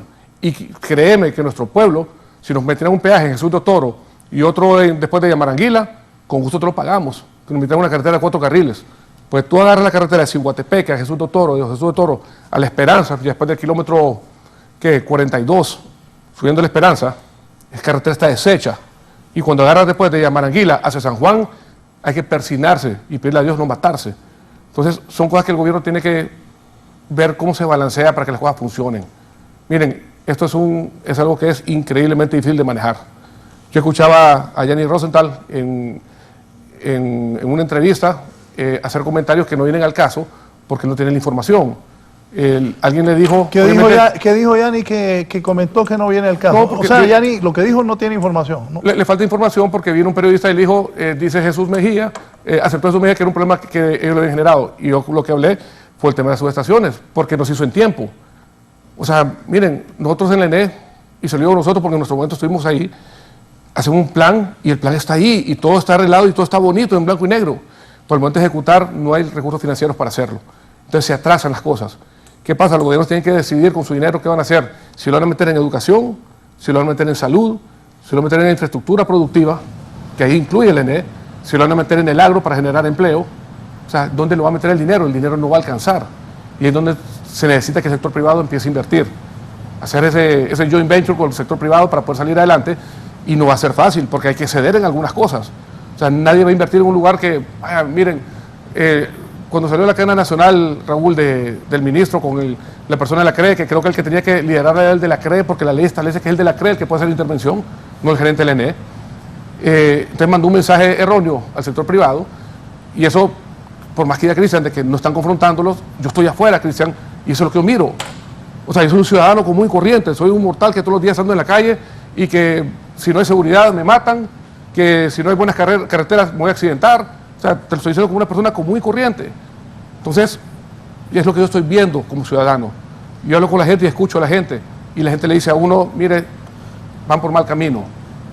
Yo les decía hace un par de meses, tengan paciencia, acá va a empezar el gobierno. O sea, no seamos injustos. Una cosa que es bien fregado porque cuando uno está en política, Raúl, tú sabes que uno viene y lo voy a despedazar. Pero también tenemos que entender que hay cosas que no se están haciendo, Cristian. Y eso es porque se necesita un gerente en el ENE. ¿Cómo cuáles no se están haciendo eso? Bueno, la contratación de la capacidad firme en la red de transmisión. Se tuvo que haber hecho, Cristian. O sea, miren, mil disculpas que se han hecho con ese tema, pues se tuvo que haber hecho. Eso se está haciendo. Y no se hizo porque cuando no hay crisis, hay capacidad. Entonces, nadie vio venir la crisis. O sea, no hubo prevención. Es que nadie la vio venir. O sea, por esto nadie la vio venir porque no tomaron la prevención que tú mencionas ahorita. O sea, yo aquí no le echo la culpa a nadie, sino estoy diciendo que no se hizo, que si hubiera un gerente a tiempo completo, lo más seguro que sí lo hubiera visto venir. Yo la miraba venir. Mira, Cristian, ahí mencionaron el tema de las subestaciones. Yo presenté el plan 2016.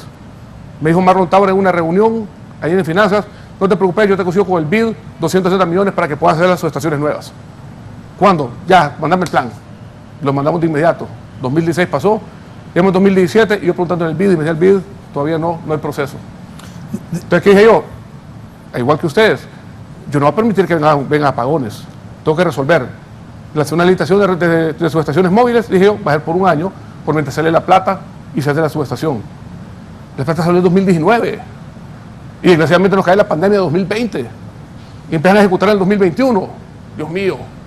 O sea, te estoy hablando de corazón, que son cosas que pasan, que no están en las manos de uno. Y yo ahí dije erróneamente en un programa, es que no les importó, no es que no les importó, es que no era la prioridad número uno. Porque siempre la prioridad número uno de un país va a ser salud, educación y seguridad, por supuesto. Entonces, tenemos que aprender a enfocarnos en lo que es posible. Y miren... Solo algo. Eddie, te mandé algo ahí porque dijo de Yanni, el ingeniero. Ponelo, por favor. Sí, bueno, entonces lo que Los nacionalistas son los que han causado esta crisis energética porque durante 12 años no tomaron decisiones. Además, una de las pocas decisiones que tomaron fue contratar a la EEH, que para mí, en mi opinión personal, es un terrible error que tuvieron. Uno de los peores errores en la ENE fue contratar esa empresa. Vi que esa empresa agarró las pérdidas en 34% y prometió que las iba a bajar a 15%, ajá, y hoy están en 39%. Yo no soy admirador de EH. Miren, ustedes van a ver las actas del comité técnico de fideicomiso. Yo sí me daba riatas feo con Omaje. Y lo hacía porque me dolía. O sea, yo quería ver, o sea, lo tenés en números, tiene que ser posible hacerlo en campo. ¿Cuántas cuadrillas tenés ahorita, Cristian, para reducción de pérdidas? Una pregunta, ¿y por qué el gobierno anterior no invertía lo que había expuesto en el contrato con EH? ¿Por qué no les cumplió? Bueno, es que sigamos caminando con ellos hasta el 2019, Raúl. Lastimosamente, mira... Ojo, y corregime. Si se va EH y no está preparado el gobierno, va a ser otro gran problema. Mira, ya tiene un año y medio para prepararse para recibirlo, porque eso sí se sabe que en agosto se acaba. Si le dan continuidad, o sea, pues ojalá que puedan hacer la sinergia correcta para poder bajar las pérdidas, que es lo que más importa.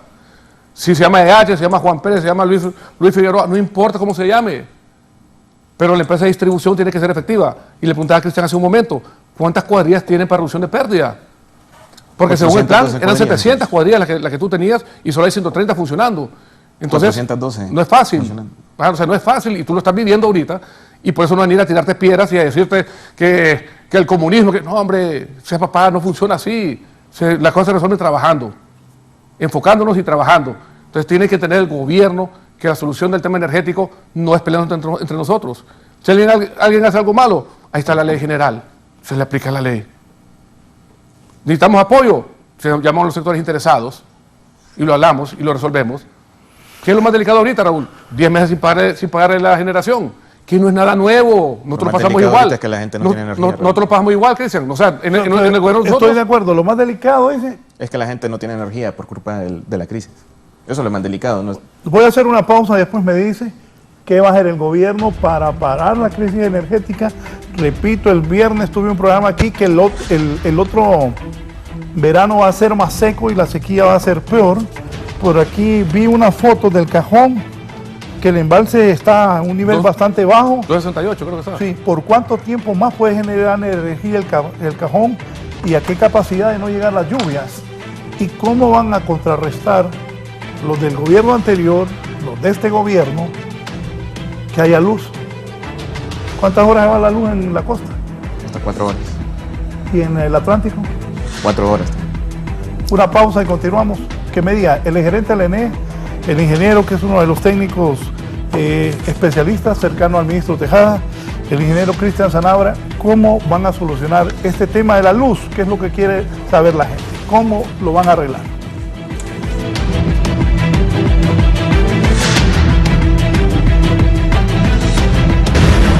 Ya volvemos con más de la entrevista con Raúl Valladares. Continuamos con más de la entrevista con Raúl Valladares.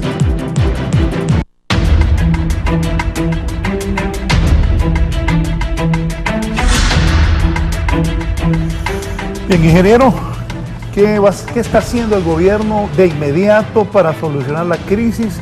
También visualizando que sea más fuerte la sequía, ¿qué van a hacer para el próximo año?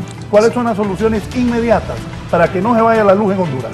Raúl, no sé si se puede proyectar la imagen. Sí, dígame cuál. la imagen donde sale el mapa con las líneas de transmisión. ¿El mapa con las líneas de transmisión, Eddie? Ese, es correcto. Si ustedes se fijan, tenemos problemas donde están las X marcadas, que son líneas de transmisión que están sueltas en su extremo final. Esas líneas provocan bajo voltaje y provocan que se tenga que desconectar carga para poder aliviar la situación de voltaje y que no se vaya en apagón toda la zona del litoral, zona de Olancho y zona del Paraíso. La solución aquí que el gobierno va a implementar con carácter de emergencia, porque esta es una emergencia, sin esperar hasta el otro año, es que se tiene que poner generación en lo que es la subestación de La Ceiba, en la subestación de Juticalpa y en la subestación del Paraíso, para solventar el problema del litoral, de Olancho y lo que es la zona de El Paraíso. Esta generación tiene que ser generación térmica, son 80 megavatios en el litoral, en La Ceiba, son 30 megavatios en Olancho y son 20 megavatios en El Paraíso, que nos ayudan a solventar todo lo que es la problemática en estas líneas, porque la generación térmica aporta reactivo, levanta el voltaje y suministra la demanda. En la zona de Cortés, en la subestación de Naco, en esa zona vamos a poner lo que son 60 megavatios en Naco para aliviar lo que es la zona de San Pedro Sula y noroccidente. Y también vamos a concluir la línea de transmisión que va desde San Buenaventura, que está cerca del Cajón. No sé si pueden poner la otra imagen. La siguiente, por favor, Eddie. Esa línea, desde el Cajón hasta lo que es Cortés. A través de esa línea, bueno, se mejoran todas las condiciones para la zona norte, se puede traer mayor energía desde la interconexión regional. En el día se puede transportar más energía de las plantas solares, que por temas de restricción se queda en un cuello de botella, ahí en ese nodo de Cajón, y con esto se alivia lo que es la zona norte y también se puede solventar el problema. Todas estas soluciones, la incorporación de energía, por ejemplo, por el carácter de que se tiene que construir los tanques de almacenamiento, traer los motores, es un mes y medio en el que se van a dar estas incorporaciones, y en el tema de la línea de transmisión se va a procurar hacerlo con celeridad para tener esa línea terminada antes que termine este año. Entonces, con ello paliamos lo que es en este año la crisis, y estamos también tomando las medidas para que el próximo año esto también esté mitigado. Esas son las medidas así puntuales. Explíquenos eso, por favor. Si nos lo explica. Sí, no sé si puedo pasar ahí o se lo explico desde acá. No, desde ¿esa o la siguiente? La anterior. La anterior, regresaste. Ahí.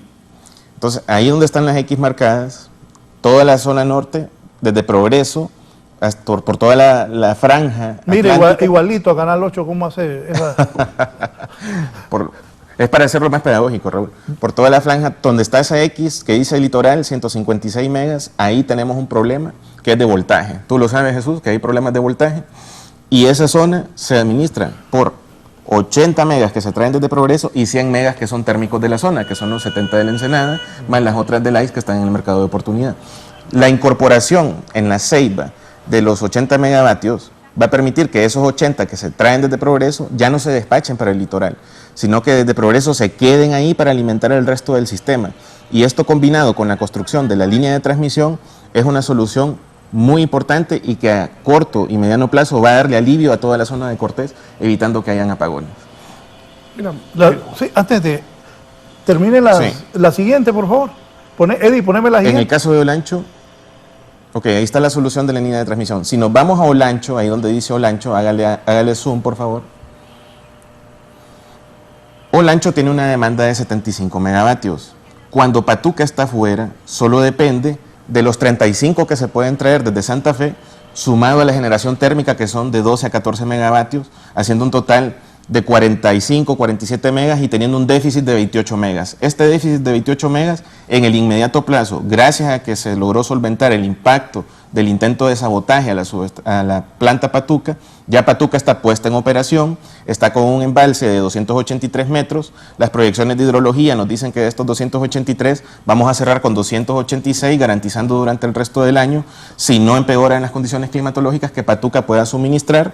Y ya el ENE se anticipó desde hace varios meses, tirando una licitación, estamos en el tema de apertura de ofertas, para hacer el contrato con un oferente que va a poner una planta térmica en Juticalpa, capaz de suministrar ese déficit mientras Patuca agarra agua durante los veranos. ¿Qué piensa, ingeniero Mejía? Son soluciones de generación distribuida, generaciones térmicas que están en las subestaciones, que es la única alternativa en el corto plazo para poder mitigar el déficit.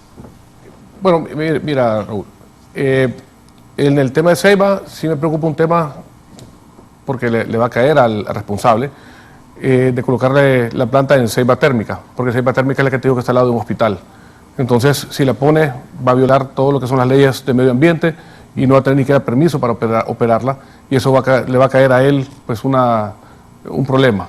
Y es un tema que yo lo vi con mi junta directiva en su momento, porque el presidente de la junta directiva es el ministro de Medio Ambiente, y no había forma que nos dieran el permiso para operar ahí con las plantas existentes. Entonces, ahí van a tener que buscar un nuevo lugar para hacerlo.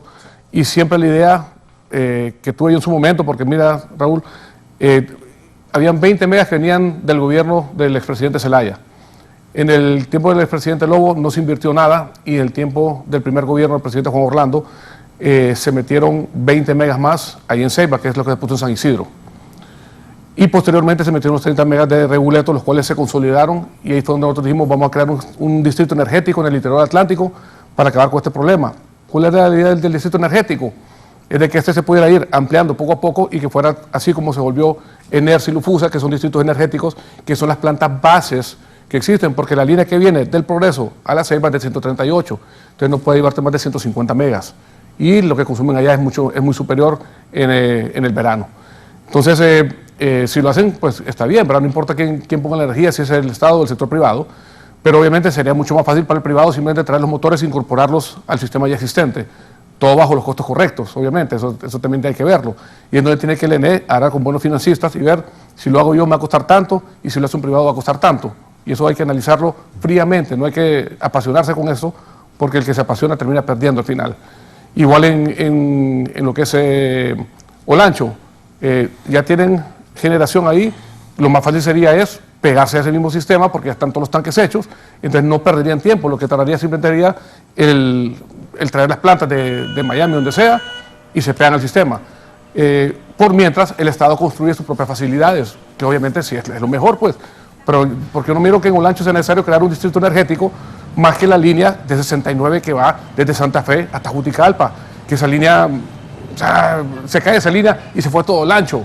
Y es una de las condiciones que nosotros queremos resolver cuando se creó el tema de Patuca 3, porque sabemos que las fuertes, Raúl, eran Patuca 2 y Patuca 2A.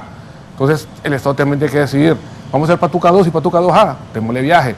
Que si está sobredimensionado Patuca 3 o que salió muy caro, pues ya tienen relación con los chinos y pregúntenle, hombre, son los que hicieron todo el diseño. Entonces, si su aliado número 1 el día de hoy hizo mal el diseño, reclámenle. O sea, la verdad que, con lo que te digo, Raúl, le voy a señalar cosas, nos puede salpicar, pues mejor hay que tener cuidado que lo que están diciendo, porque quien hizo todo este diseño fue la gente de Sinohidro, y Sinohidro es una empresa de mucho prestigio. Entonces ahí hay que tener un poquito de cuidado. Lo que hubo fue un mal dimensionamiento de la represa, se confabularon sectores que están a favor de tener generación térmica a la fuerza en todo Olancho. ¿Quiénes?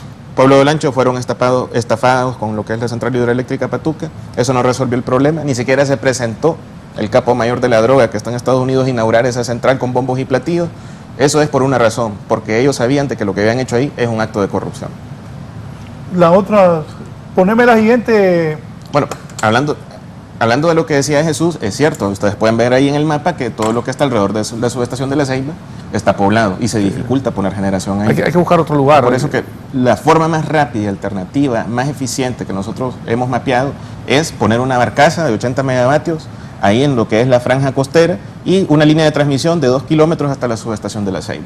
Esto esa es la barcaza para que el pueblo hondureño entienda cómo es una barcaza, son motores puestos en un barco, los cuales se administra combustible, se da búnker o gas natural, y si ustedes ven, ahí está la infraestructura de torres de transmisión de la subestación, desde la cual se va a tirar esa línea hasta la subestación de La Ceiba, para que la planta de generación no esté en la ciudad, sino que esté en un lugar lejos donde no pueda Una consultita, Cristian. Mira, la ley establece...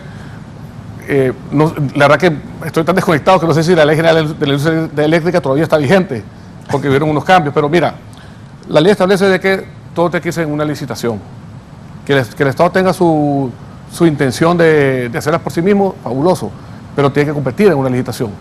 Entonces, si la empresa distribuidora, en este caso en la distribución, necesita comprar esa energía, va a tener que hacer una licitación y va a tener que competir el Estado con esa barcaza y las otras cosas.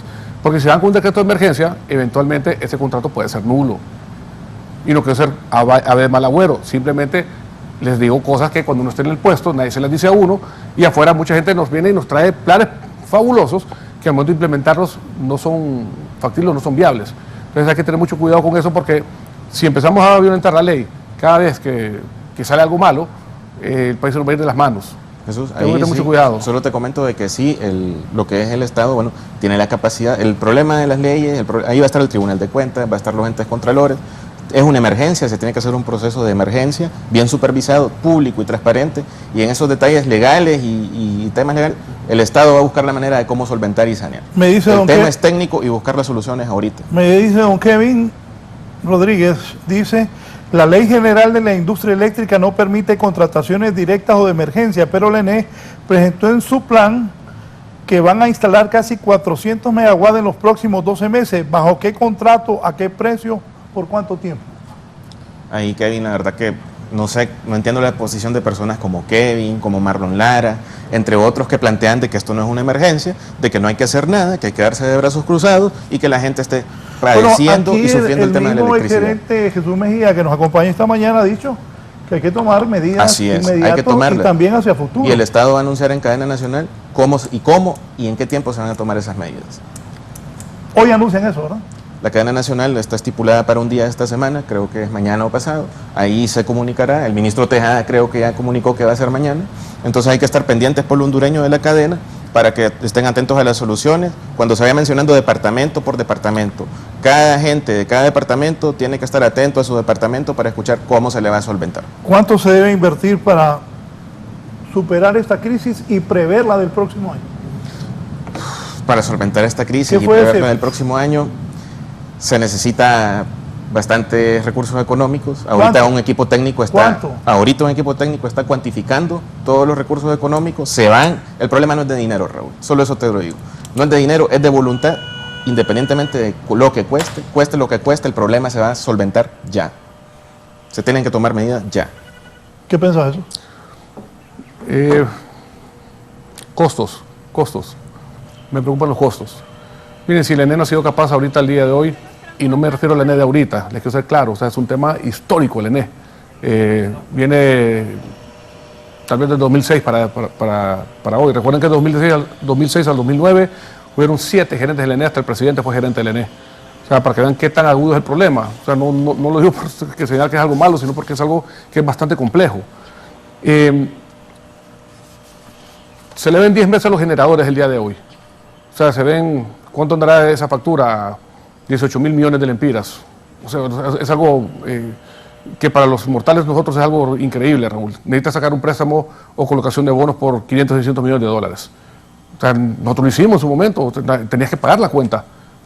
Luego vienes tú y sales y los amenazas que los vas a nacionalizar. Los vas a nacionalizar, pero no le estás pagando. ¿Los van a intervenir o los van a nacionalizar? No van a hacer nada de eso. Intervenir, yo tengo fe que no va a hacer nada de eso. Nacionalizar plantas obsoletas que cobran contratos a costos de plantas nuevas. Plantas que se caen a pedazos y que tienen indisponibilidades, manteniendo a la gente en apogones. No vamos a nacionalizar esas plantas que están en el fin de su vida útil. Nosotros vamos a garantizar que el Estado invierta en plantas nuevas de generación para incrementar la capacidad. Fíjate que yo estaba viendo ayer, bueno, ojo, domingo está relajado. A la intervención sí están sujetos. Se les tiene que intervenir. Claro, la ley general lo establece. Como lo la Comisión Reguladora lo puede hacer en cualquier momento. Mira, ayer ¿qué estaba viendo en Twitter y encontré una publicación que me llamó la atención sobre las plantas del Estado. El Estado en plantas tiene 174.29 megas, de las cuales funcionan solo 20 megas. Cuando tú estabas, ¿cuánto tenías? No, por eso te estoy mencionando. Y son Alstom, Schulzer, La Puerta, Bermejo, Miraflores, Santa Fe y Ceiba Térmica. ¿Qué es lo que sucede? Nuevamente, el Estado no es tan eficiente con sus procesos. Y eso siempre lo hemos hablado. Yo lo hablé muchas cuantas veces, lo dije en los programas, Raúl, de que éramos burro amarrado con tigre suelto. Porque ¿cómo vas a competir con un sector privado, el cual es súper eficiente y maneja las cosas mucho más rápido que un gerente? Tiene que tomar una decisión y la toma, ya, bueno, obviamente va a su junta directiva, se lo aprueban, la toma y se hace. Nosotros no somos así de eficientes, ¿por qué? Es por el tema de transparencia. O sea, al final esa es la realidad, porque nadie confía en el Estado. O sea, todo ciudadano piensa que el Estado le está robando. Desde el momento que pagas impuestos, se dice, ¿y para qué usan mis impuestos? Y te digo que es un sentimiento del ciudadano, no es un tema de que si gobiernan liberales, nacionales o libres, no importa quién esté gobernando. Es una forma como el ciudadano mira al Estado porque no hemos invertido en educación, entonces la gente no entiende que es necesario contribuir para el bienestar común. Entonces, vamos a poner estas plantas, tenemos 10 meses de no pagarles a los generadores. Vas a poner tus propias plantas y ¿qué va a pasar con el combustible? el combustible no te van a dar crédito, eso es cash. Y cuando empieces con eso, a pagar esos cash, tu flujo de caja te va a ir más para abajo.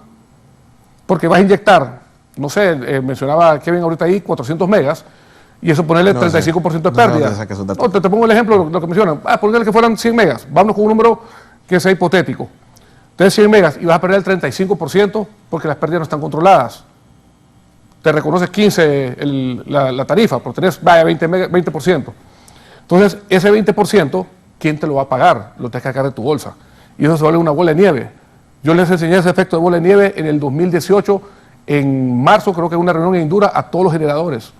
Y les hicimos una presentación y les dije yo, miren, si ustedes no se montan al barco y tomamos todas las decisiones juntos, esto va a llegar a 71.000 millones la deuda del ENE. Y esto sería el acabose, porque esto, a mí me decían en Hondutel se puede tragar un banco, si le sacas pisto y lo cumplís. La ENE se puede tragar un país. Entonces financieramente es súper delicado. Entonces tenemos que ver cómo hacemos para que el Estado no vaya a cometer un error. Mira, el tema de pérdidas, te lo digo, Cristian, ustedes tienen que meter todos los recursos ahí.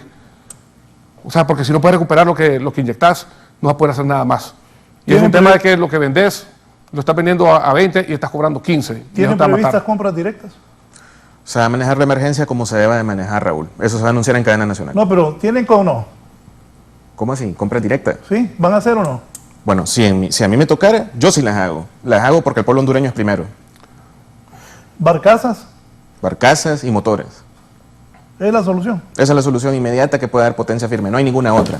Entonces, van a anunciar barcazas, motores y compras directas. Eso no, compras directas no. Te digo que eso es lo que yo haría. Es compra emergencia. Pero el Estado va a manejar como la emergencia como debe ser y de forma responsable y diligente. Miren, nuevamente, el Estado que no vaya a cometer el error de creer que está solo. El gobierno no está solo, hombre. O sea, dejen de estar pensando que todo el mundo está en contra de ustedes. Te agarren el sector privado y pongan un plan y pónganle tiempo al plan con el sector privado. ¿Y quién va a agarrar qué parte de la papa? Porque ahorita mencionabas que en un mes y medio todo eso va a estar instalado. Es mentira, Cristian, no va a estar instalado. Está mintiendo, o sea, a ver, está mintiendo. Espérate, fíjate que ya vos es que acabas de decir. No, es que es mentira que van a salir con eso, porque quien va a proveer el equipo le dice a uno, no, si esto es balazo. Pero lo que viene, ay, es que fíjate que en aduanas me tardé 3, 5 días más. Ay, que es que el que me está haciendo la tubería. Ay, que es que el tanque. Y entonces empiezan a tardarse y al final se tardan 3 meses y medio. O sea, se créeme que este año, Jesús. Que nosotros hasta el otro año. Nosotros nos metimos, eso nos va a matar. No, está bien. Es que hay que hacerlo. Lo que te digo es que hay que tener mucho cuidado con lo que el proveedor te dice, porque es un vendedor. Entonces te va a vender una ilusión que te hace quedar mal ante la población. Y tienes que tener mucho cuidado con ello. A la gente no le gusta que le mientan y que le claro, engañen. Entonces hay que tener mucho cuidado. Y ahorita las mesas técnicas están afinando los tiempos que se darán a conocer en cadena. Miren cómo se maneja este plan. Entre 1 mes y medio, 2 meses, fíjate máximo que 3 meses. yo hice una corrida financiera en una pregunta. ¿Quiénes son los principales cerebros en Honduras que sepan de energía para que se junten y busquen solucionar la crisis liderados por el gobierno de la República? ¿Quiénes pueden ayudar? Es que fíjate que no son personas. Son los que están en el ENE. ¿Quiénes son? ¿Nombres? René Barrientos, Lucas Ramos, Doctor Castillo. Todos los grandes profesionales del país son los que están ahorita liderando el equipo de trabajo. Mira, te voy a explicar un problema grave, Raúl. Y lo que le iba a decir, no es tanto las personas, es la información. O sea, ¿quién tiene la información? Centro Nacional de Despacho o operador del sistema, que es René Barrientos. ¿Verdad? Hay gente que tiene una experiencia histórica y son muy confiables, gente que sana. Igual Lucas Ramos, como mencionabas, igual el ingeniero Morazán, tiene una vida estar ahí. Es el equipo. Tenés en distribución al doctor Rolando Castillo, que también es alguien muy profesional, muy confiable. Y tenés gente, o sea, en la ENE tiene técnicos súper buenos. Pero no saben de finanzas, o sea, saben de tecnología, pero cuando le agarras todo lo que ellos quieren y lo pones en blanco y negro, las finanzas no te van a cuadrar, es bien difícil. El sobrecosto, cuando vos haces ingeniería distribuida, es del 18%. ¿Por qué? Porque es más barato hacer una línea de transmisión de 230 o 300 para poder levantar los voltajes y llevar energía barata de los lugares que están en puertos, porque no les dejes meter transporte al combustible, que hacer las plantas en energía distribuida. Por tiempo, ¿hay disponibilidad de energía en la región centroamericana para...? Mira, sí hay disponibilidad, pero no hay disponibilidad de capacidad de transmisión. ¿Qué sabe usted? Hasta el momento, pues, la reducción de los embalses y todo el fenómeno de la sequía ha hecho que de los 180 megavatios que comprábamos en la oportunidad, solo hayan 17 disponibles. Sin embargo, al parecer, parece que en Guatemala, quizá en Panamá, ahorita están venciendo algunos contratos y hay un margen de maniobra para contratar entre 60 y 120 megavatios con el proceso de contratación en el MER que mencionaba Jesús. Pero entonces también esperamos que eso se pueda dar y esperamos también concluir la línea de transmisión antes de diciembre de este año para poder incrementar esa capacidad de importación del mercado regional y garantizar suministro de lo que es el MER. Bien, conclusiones, ingeniero, recomendaciones. La recomendación que yo le daría a la gente que está al frente, primero no se apasionen, eso lo puede hacer cometer varios errores. Miren, no creo que un ciudadano esté en contra de que las cosas funcionen bien, eso ténganlo claro. Si quiere pelear, levántese en la mañana y véase al espejo y peléese, pero no salga a pelearse con la gente que le puede ayudar. Muy importante. Es una pregunta. Esta crisis o estos apagones, que no hay luz, en algunos sectores se está visualizando para el otro año un verano más fuerte, más seco. ¿Es culpa de este gobierno? ¿Es culpa del gobierno anterior? ¿Es algo heredado? ¿Qué se debe hacer? Miren, le puedo decir algo claro. No es heredado. ¿No es heredado? No es heredado.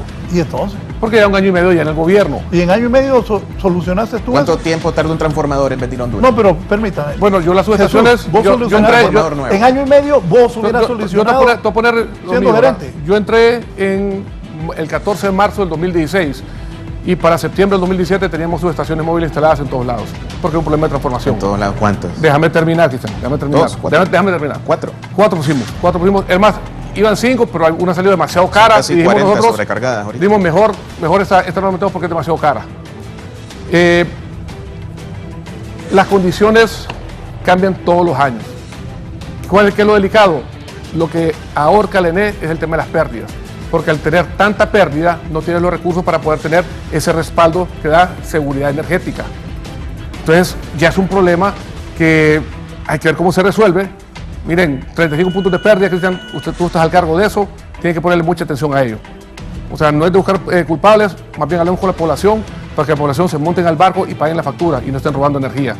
La energía distribuida, Raúl, tiene que hacerlo por los próximos 3 años. Por mientras entra una planta grande de una gran magnitud, de 450 diría yo, pensando en el modelo de LG, que es un ciclo combinado, que generan 300 y por el calor de los 300 generan 150 más y se convierte en la nueva planta base del país. Las líneas de transmisión tienen que crear los anillos correspondientes, lo que viene saliendo desde Progreso, pasando por Ceiba, Colón, bajando el ancho y cerrando en Amarateca en 230 y de igual forma subiendo por La Paz, pasando por Intibucá, llegando a La Empira, pasando por Copán y regresando a Cortés para tener 2 anillos de 230 por lo menos y garantizar que tenemos suficiente transformación y obviamente transmisión. Son cosas que están en los planes del ENE. El problema es cómo los hacemos ejecutables. Metan al sector privado, regulen los precios para que nadie abuse. Traten de hacer eso de la mejor forma posible y en de estar señalando, porque eso es escupir para arriba. Yo sé cómo aprieta el zapato y por eso ustedes me miran el día de hoy en este programa que no estoy atacando absolutamente a nadie. Yo aquí vengo para darles un consejo de lo que yo viví y sé lo difícil que es esto. La Secretaría de Finanzas no va a poder poner el dinero porque el ENE no lo tiene. Entonces, quien lo puede poner es la Secretaría de Finanzas. Y miren, traten de ponerse el día con los generadores. No se pueden pelear con la cocinera de la casa. ¿Y ustedes se pusieron al día con los generadores? Yo lo traté mucho. Yo me moví a cielo y tierra. Lo más que creo que yo en mi administración eran 5 meses. Pero yo me moví a cielo y tierra y hasta hablé con los bancos para saber quiénes tenían préstamos para poder hacerles pagos que les cubrieran sus préstamos, al menos en ese momento, que eran las mutualidades, tanto el BESI como el BID. Yo trataba por lo menos de apoyar en ese aspecto. También con los generadores que tenían energía firme con búnker, trataba de cubrirles el tema del consumo de su búnker y su gasolina. Porque obviamente tienen que estar comprando todos los días y si al momento que van a quedar sin plata. ¿Qué harías vos si fueras gerente del ENE en este momento? No, lo que te dije, contratar energía distribuida, lanzar la licitación grande y lanzar la licitación para las líneas de transmisión y buscar qué parte puedo cubrir como gobierno y qué parte entrego al sector privado. Todo regulado, por favor, ¿verdad? O sea, créanme que es bonito decir las cosas así al aire, pero van a venir intereses grandes que vienen con la solución en la mano y te dicen, ni me preocupa la licitación, Tenesio. Yo se lo construyo inmediatamente, yo pongo la plata y todo. Ajá, pero ¿cuánto me va a cobrar? Trae un costo financiero sobrevalorado. Conmigo lo hicieron varias veces y lastimosamente pues no puedo decirles que no. Gracias, ingeniero Jesús Mejía, gerente de la Empresa Nacional de Energía Eléctrica. Ingeniero Cristian Sanabria, conclusiones, recomendaciones y el mensaje, usted como representante del gobierno al pueblo de Honduras. Darle el mensaje a la población que nos está viendo. Nosotros no vamos a esperar para el próximo año, una licitación que entra hasta dentro de 5 años, las plantas nuevas, vamos a actuar este año. No es un problema de dinero, vamos a demostrar que tenemos los recursos para solucionar esta crisis en el corto plazo, en este año y mitigar los efectos de 2024 y 2025. Pueblo hondureño, no pierdan las esperanzas. La ENE ya hizo las inversiones en las subestaciones críticas, más de 31 subestaciones, inició los procesos para construir 8 líneas de transmisión, que son los anillos que dice Jesús, que hay que cerrar, eso ya lo hizo la ENE. Es una cuestión de voluntad política, es una cuestión de querer rescatar la empresa pública y eso se está haciendo. No pierdan la fe, no pierdan la esperanza, vamos a solucionar. Bien, gracias el ingeniero Cristian Sanabria, el ingeniero Jesús Mejía, el ingeniero es coordinador técnico del ENE y el ingeniero Mejía es gerente de la Empresa Nacional de Energía Eléctrica. Así está el tema de por qué se va la luz, qué va a hacer el gobierno. El gobierno hoy, mañana o pasado va a anunciar en cadena nacional, de acuerdo a lo que dice el ingeniero, las medidas que van a tomar en voz del gerente de la empresa, Eric Tejada. Que tengan una buena semana, buenos días.